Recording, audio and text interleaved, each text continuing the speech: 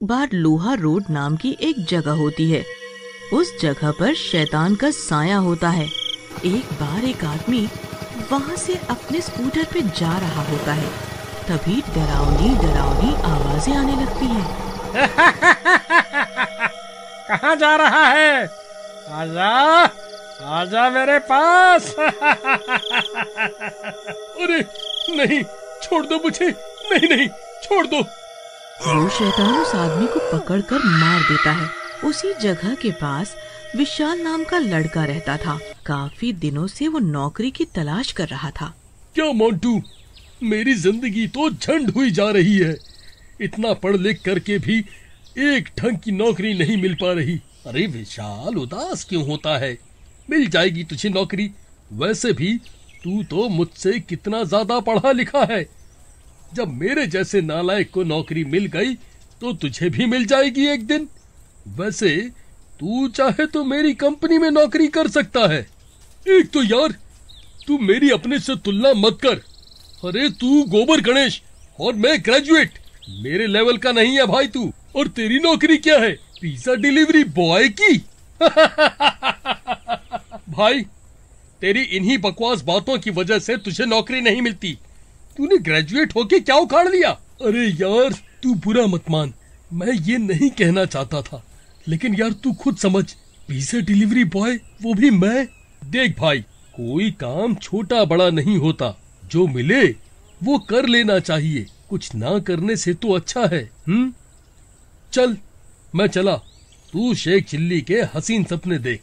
विशाल घर जाके अपनी सारी बात अपनी माँ पूजा को बताता है। तो बेटा कर लेना नौकरी। अगर मोंटू बता रहा है तो वैसे भी तू अपनी घर की हालत तो जानता ही है। ठीक है माँ, अगर तुम यही चाहती हो तो मैं ये नौकरी कर लेता हूँ। उसके अगले दिन विशाल मोंटू को इंटरव्यू के लिए अपनी कंपनी में ले जाता है। तो विशाल, कितना पढ़े लिखे हो आप? जी, आपको मुझसे पिज्जा डिलीवरी करवाना है या अकाउंट चेक करवाना है? Good sense of humour. वैसे आप कितनी सैलरी लोगे? जी, 1,00,000 रुपए प्लस में एक गाड़ी। विशाल, ये क्या मजाक है? तुम्हें नौकरी करनी है या नहीं? जी, मैं तो नौकरी के लिए ही आया था। आपने ही मजाक शुरू कर दिया सर। आपको तो पता है डिलीवरी बॉय की कितनी सैलरी है, फिर भी आप मैनेजर पोस्ट के प्रश्न पूछ रहे हैं। रख लीजिए सर, अभी नया है ना, सीख जाएगा थोड़े दिन में। ठीक है मोंटू, तुम कहते हो तो मैं रख लेता हूँ। थोड़ा समझाओ इसे, कैसे बात की जाती है। विशाल, ये लोहा रोड की एक डिलीवरी है, अर्जेंट प्लीज कर दो। अरे सर, इतनी रात को वहाँ जाना खतरे से खाली नहीं है। सुना है रात को भूत प्रेत होते हैं उस एरिया में।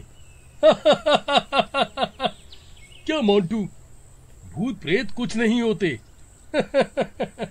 अरे सर, आप एड्रेस दो, मैं जाता हूँ अभी। उसके बाद विशाल चला जाता है। अरे क्या खूबसूरत जगह है, इतनी शांति है यहाँ। ये मोंटू तो फालतू में ही डरता है। अरे वाह, क्या खूबसूरत लड़की है यार। ये मेरी गर्लफ्रेंड बन जाए तो मजा आ जाए। जी, मेरा नाम मोना है। क्या आप मुझे लिफ्ट दे दोगे आगे तक? जी जी जरूर। आप जैसी खूबसूरत लड़की को नहीं छोड़ूंगा तो किसको छोड़ूंगा? अरे लेकिन आप तो पिज्जा डिलीवरी करने जा रहे हैं, आपको दिक्कत होगी। आधे घंटे में देना होता है ना आप लोगों को डिलीवरी। अरे नहीं मोना जी, आपको पहले लिफ्ट दूंगा। वैसे भी जिस पेटू को खाना होगा ठंडा खा लेगा। इसके बाद विशाल मोना को स्कूटर पर बिठा लेता है और वहाँ से चल पड़ता है। थोड़ी दूर आने पर उसका स्कूटर झटके मार कर रुक जाता है। अरे ये क्या हो गया? ये स्कूटर आगे क्यों नहीं बढ़ रहा है? लेकिन जैसे ही विशाल स्कूटर से उतरता है, उसके होश उड़ जाते हैं। मोना के पांव उल्टे होते हैं और शैतान अपने असली रूप में आ जाता है। क्या हुआ विशाल, दिल वाले विशाल? डर गए मेरे पैरों को देखकर? अब मेरा ये रूप देखो। भागो रे, ये तो भाई जान पे बनाई और लड़की पे टशन मार। भाग बेटा विशाल, भाग। अरे ये क्या कर रहा है दुष्ट? बाहर निकल मेरे शरीर। पिज्जा मास्टर, आज तो मैं तेरे शरीर में ही रहूंगा और तेरे शरीर की मदद से शिकार करूंगा। इसके बाद विशाल वापस अपने ऑफिस आता है, लेकिन वो बदल जाता है। वो किसी से बात नहीं करता और चुपचाप अपनी कुर्सी पर बैठ जाता है। क्यों? ओ चले विशाल, लगता है मजा आ गया लोहा रोड की डिलीवरी में, क्यों? बहुत बोलता था इंटरव्यू में। हैवान अपने असली रूप में आ जाता है। मैनेजर, बोल तो तू सही रहा है, मजा तो बहुत आया था पिज्जा की डिलीवरी में। ले, थोड़ा सा मजा तू भी चख ले। ऐसा कहकर विशाल एक पिज्जा का टुकड़ा, जो कि खून से सना होता है, मैनेजर के मुंह में डाल देता है और मैनेजर मर जाता है। अगले दिन रात को विशाल और मोंटू फिर मिलते हैं, लेकिन विशाल मोंटू से बात नहीं करता और अपना स्कूटर निकालता है और डिलीवरी के लिए चला जाता है। विशाल डिलीवरी वाली जगह पहुंचता है और घर के दरवाजे को पीटने लगता है। एक बच्चा बाहर निकलता है। क्या अंकल, इतनी देर कर दी पिज्जा लाने में? पता है मैं कितनी देर से भूखा हूँ? विशाल को गुस्सा आ जाता है। क्या तेरे पिताजी का नौकर हूँ? जो रास्ते में टाइम लगेगा वो तो लगेगा ना। तब तक उस बच्चे के माँ और बाप भी बाहर आ जाते हैं। तुझे बच्चे से बात करने की तमीज नहीं है, है? ऐसा कहकर वो विशाल को एक थप्पड़ मार देता है। विशाल के अंदर छुपे हैवान को गुस्सा आ जाता है और शैतान अपने असली रूप में आ जाता है और वो उन तीरों को मार देता है। मजा आ गया, इनको बहुत पिज्जा पेलने थे। मार दूंगा, सबको मार दूंगा। इस फैमिली के मरने की खबर जंगल में आग की तरह फैलती है। मोंटू को विशाल पर शक होता है और वो विशाल के पास जाता है। अरे विशाल, इस घर में तो तुम गए थे डिलीवरी लेके, तुम्हें कुछ नहीं पता कि ये सब कैसे हुआ? मुझे क्या पता इन लोगों को किसने मारा? मैं क्या कोई पुलिस वाला हूँ क्या? ज्यादा खुफिया बनने की कोशिश मत करो यार, तुझसे तो बात करना बेकार है, जब देखो काटने को दौड़ता है। इसके बाद मोंटू वहाँ से चला जाता है, लेकिन उसे विशाल पर शक हो जाता है और वो सोचता है कि विशाल का पीछा करना पड़ेगा और सच्चाई का पता लगाना पड़ेगा। अगली रात मोंटू विशाल का पीछा करने लगता है। विशाल पिज्जा की डिलीवरी देने के लिए घर का दरवाजा खटखटाता है। एक लड़की बाहर निकलती है। मैडम, आपका पिज्जा आया है। तो इसमें इतना दांत दिखाने की क्या जरूरत है? पहली बार लड़की देखी है क्या? लड़की देखी नहीं कि लगे बत्ती सी दिखाने। इडियट्स, चलो पिज्जा दो और फुटो यहाँ से। हाँ। ये सुनते ही विशाल को बहुत गुस्सा आता है। उसके अंदर का शैतान फिर से जाग जाता है और वो लड़की पर हमला कर देता है और लड़की को धक्का दे देता है। बहुत बोलती है तू लड़की, मूड खराब कर दिया तूने, तुझे तो जिंदा नहीं छोड़ूंगा। बहुत बोलती है। अरे अरे विशाल, तू तू तू तू ये क्या कर रहा है? इस लड़की को क्यों मार रहा है? तू फिर आ गया, समझाया था ना मेरे रास्ते में मत आ, लेकिन तेरी खुजली मिटती नहीं, लगता है तेरे को भी मरना पड़ेगा। जैसे ही विशाल मोंटू को मारने जाता है, मोंटू के गले में पड़ा माता का लॉकेट बाहर आ जाता है, जिसे देखकर शैतान घबरा जाता है। हटा हटा सामने से, नहीं तो मेरे को ये शरीर छोड़ना पड़ेगा। हटा हटा इसको। लगता है विशाल के अंदर जो शैतान है वो इस माता के लॉकेट से डर रहा है। यही मौका है इससे विशाल को आजाद कराने का। ऐसा कहकर मोंटू शैतान के ऊपर लॉकेट डाल देता है। अरे मर गया रे। और शैतान विशाल के शरीर को छोड़कर चला जाता है। एक बार की बात है, एक गांव में विक्रम नाम का एक हट्टा कट्टा पहलवान रहता था। विक्रम गांव में सबसे ज्यादा ताकतवर आदमी था। वो सभी गांव वालों का बहुत प्रिय था। विक्रम गांव वालों की बहुत मदद करता था और गांव वाले भी विक्रम का बहुत सम्मान और उसकी प्रशंसा करते थे। गांव के बच्चे भी विक्रम को बहुत प्यार करते थे। विक्रम अपने अखाड़े में कई बच्चों को मुफ्त में पहलवानी सिखाता था। विक्रम का सपना था कि वो एक वेट लिफ्टिंग प्रतियोगिता में भागीदार बने, जिसके लिए वो दिन रात मेहनत कर कसरत करता था। वो घंटों घंटों कसरत करता रहता था, मानो वो पागल हो गया हो। एक दिन जब विक्रम अपने अखाड़े में कसरत कर रहा था तो एक साधु संत उसके द्वार पर आते हैं। भगवान के नाम पर कुछ दे दे बेटे, कुछ खाने को दे दे, तेरा भला होगा। अरे बेटे, कुछ खाने को ला दो, बहुत दिनों से भूखा हूँ। साधु बहुत देर तक विक्रम को पुकारता रहा, लेकिन विक्रम ने अपनी कसरत नहीं छोड़ी। सुन लड़के, तूने मेरी पुकार न सुनकर मेरा अपमान किया है। तुझे अपने शरीर से बहुत लगाव है। तेरे लिए शारीरिक बल ही सब कुछ है। मैं तुझे श्राप देता हूँ। तेरा ये शरीर जिससे तू इतना संवारता है, वो जल्दी ही नष्ट हो जाएगा। तुझे जीवन में कोई तरक्की नहीं मिलेगी। इतना कहकर साधु वहां से चला जाता है। विक्रम जब साधु के मुंह से निकले उस श्राप को सुनता है तो वो डर जाता है। हे साधु महाराज, मुझे माफ कर दो। मुझे अपनी कसरत के कारण आपकी पुकार सुनाई नहीं दी। मुझे माफ कर दो। अपना श्राप वापस ले लो आप। विक्रम जब तक अपनी माफी मांग पाता तब तक वो साधु बहुत दूर जा चुके थे। विक्रम को अपनी गलती का एहसास हुआ और बहुत दिनों तक वो उदास रहा। उसने कई दिनों तक कसरत करना छोड़ दिया, जिसकी वजह से वो अपना शारीरिक बल खोता जाता है। वो धीरे धीरे कमजोर होता जाता है। कुछ ही दिनों में वेट लिफ्टिंग प्रतियोगिता का दिन आ जाता है। विक्रम बहुत ही उदास मन से उस वेट लिफ्टिंग प्रतियोगिता में जाता है।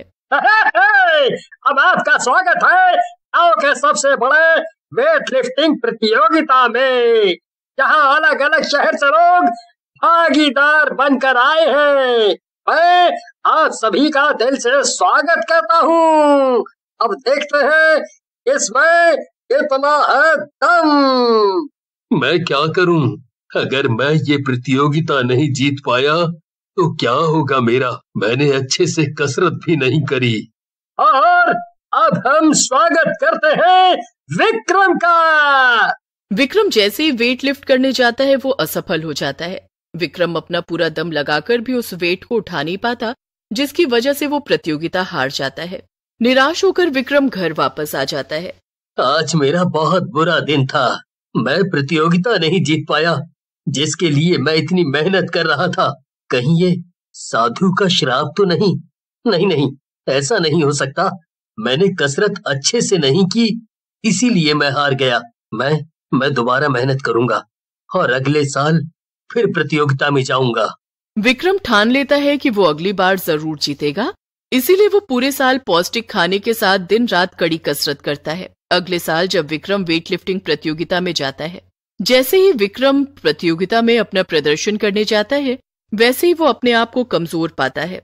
उसके हाथ में दम नहीं होता, जिसकी वजह से वो वजन उठा ही नहीं पाता।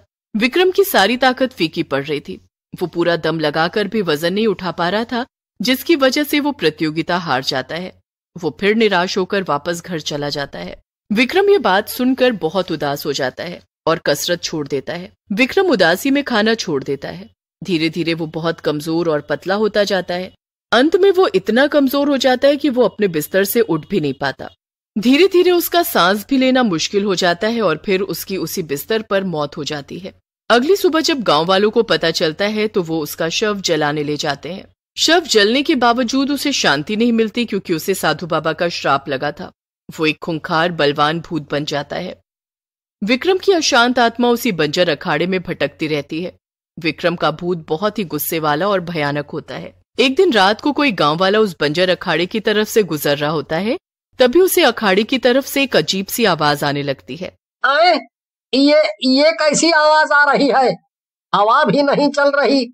जरा जाके देखता हूँ। गांव वाला अखाड़े के भीतर आकर खड़ा हो जाता है। आवाज तो यहीं से आ रही।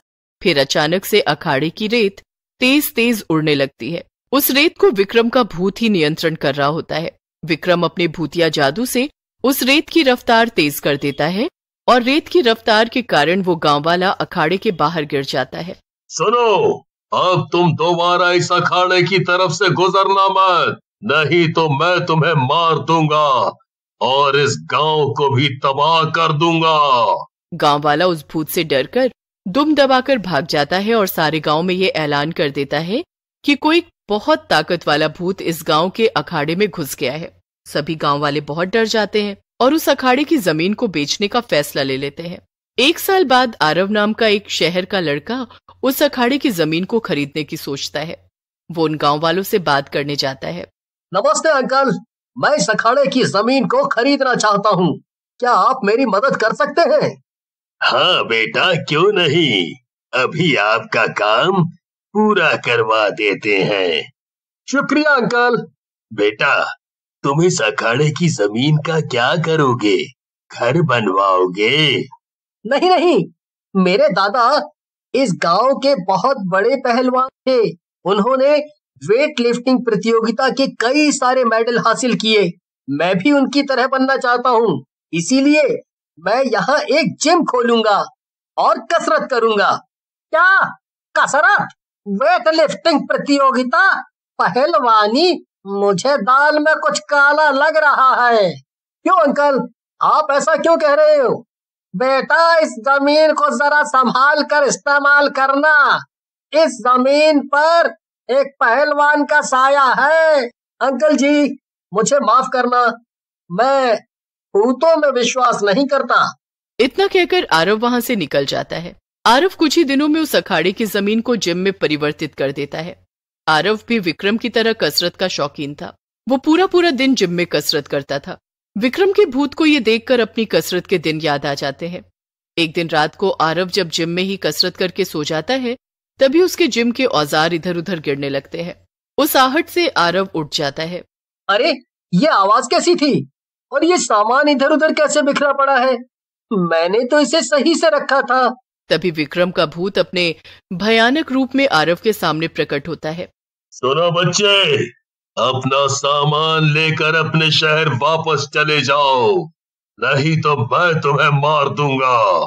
मैं आपसे नहीं डरता, मैं ये जगह छोड़कर कहीं नहीं जाऊंगा। मैं यहाँ अपनी कसरत करूंगा और मुझे कोई नहीं रोक सकता। तुम्हें यहाँ से जाना पड़ेगा, ये जगह मेरी है। मैं यहाँ कसरत करता था, तुम यहाँ नहीं रह सकते। आप और कसरत? मैं नहीं मानता और मैं ये जगह नहीं छोड़ूंगा। मुझे यहाँ रहकर कसरत करनी है और वेट लिफ्टिंग प्रतियोगिता में भाग लेकर जीतना है। क्या तुम भी उस प्रतियोगिता में भाग लेना चाहते हो? हाँ, और मैं उसमें जीतना भी चाहता हूँ। मैं अब तक तुम्हारी परीक्षा ले रहा था। एक समय पर जब मैं जिंदा था, तब मैं भी तुम्हारी तरह ऐसा ही जुनूनी था। क्या आप भी एक बॉडी बिल्डर थे, मेरे जैसे? हाँ बेटा, मैं भी बॉडी बिल्डर था। तो क्या आप एक बॉडी बिल्डर भूत हो? आप मुझे उस प्रतियोगिता जीतने में मदद कर सकते हैं? विक्रम का भूत आरव को बॉडी बिल्डर और उसको कसरत सिखाया करता था और उसे प्रतियोगिता के लिए उत्तम बनाना चाहता था। आरव और विक्रम का भूत दिन रात प्रतियोगिता के लिए कसरत करते रहते थे। आखिरकार वो दिन आ गया जब आरव का वेट लिफ्टिंग प्रतियोगिता में भाग लेने का दिन था। आरव प्रतियोगिता में जाता है, लेकिन वो बहुत ही डरा हुआ होता है। आरव स्टेज पर अपना प्रदर्शन करने जाता है। जैसे ही वो वजन उठाने जाता है तो वो उठा नहीं पाता। भूत दूर खड़े होकर ये सब कुछ देख रहा होता है। भूत आरव को जिताने के लिए उसके शरीर में प्रवेश करता है। आरव को भूत के अपने शरीर में प्रवेश के बाद एक उत्तम शक्ति का एहसास होता है। प्रतियोगिता जीतने के बाद जब आरव के शरीर से भूत निकल जाता है, तब वो उसका बहुत शुक्रिया करता है। बॉडी बिल्डर भूत की याद में आरव अपने जिम का नाम बॉडी बिल्डर जिम रखता है और वो विक्रम की तरह ही कई सारे बच्चों को मुफ्त में कसरत सिखाता था।